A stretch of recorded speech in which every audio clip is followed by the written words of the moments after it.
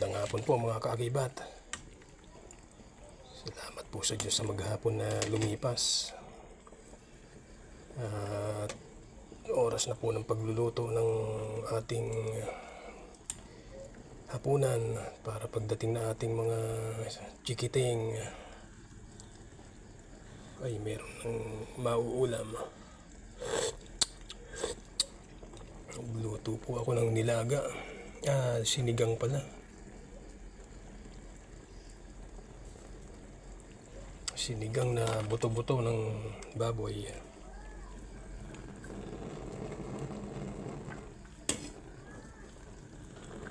Ayos na mga kaakibat. Malambot na. Templado na, maasim na. Pinang-asim ko po yung sampalok, yung bunga. Batang-batang sampalok. Maasim, sarap.